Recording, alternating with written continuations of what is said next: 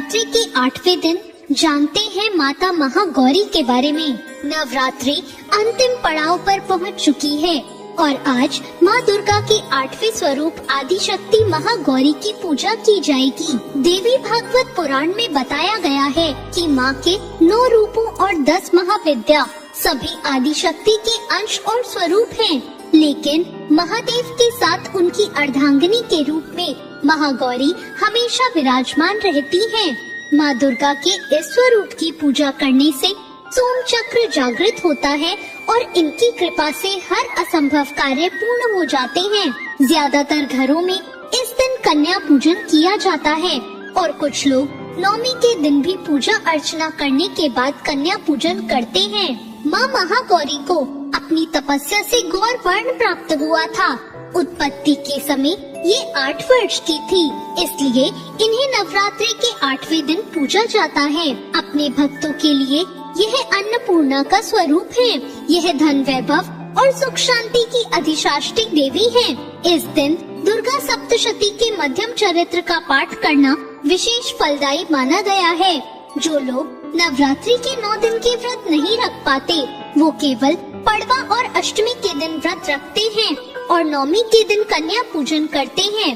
पहले और 8वें दिन व्रत करने से भी पूरे 9 दिनों के व्रत का फल मिलता है। देवी भागवत पुराण के अनुसार राजा हिमालय के घर देवी पार्वती का जन्म हुआ था।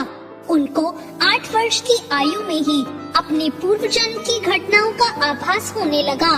तब से उन्होंने भगवान शिव को अपना पति मान लिया और उनको प्राप्त करने के लिए तपस्या शुरू कर दी। तपस्या के दौरान एक ऐसा समय आया जब माँ केवल कंदमूल और फल पत्तों का आहार करने लगी और फिर तो माँ ने सिर्फ वायु पीकर ही तप करना आरंभ कर दिया। पर ऐसा करने से माँ का शरीर काला पड़ गया और फिर भगवान शिव ने माँ की तपस्या से प्रसन्न होकर उन्हें गंगा स्नान करने को कहा।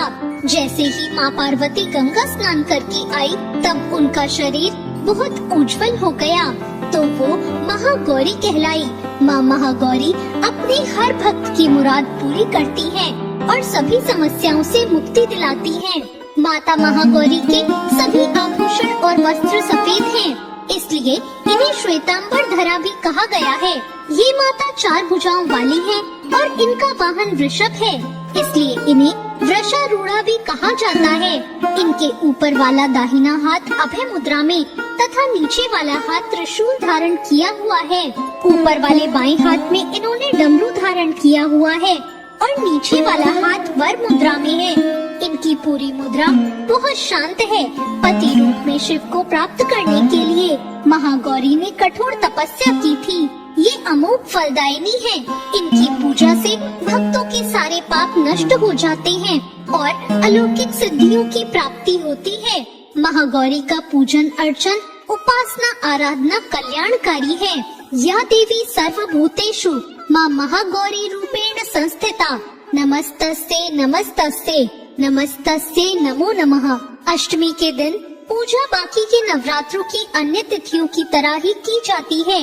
इस दिन माँ के कल्याणकारी मंत्र ओम देवी महागौरी नमः मंत्र का जाप करना चाहिए और माता को लाल चुनरी अर्पित करनी चाहिए। साथ ही जो लोग कन्या पूजन कर रहे हैं, वो कन्याओं को लाल चुनरी चढ़ाएं।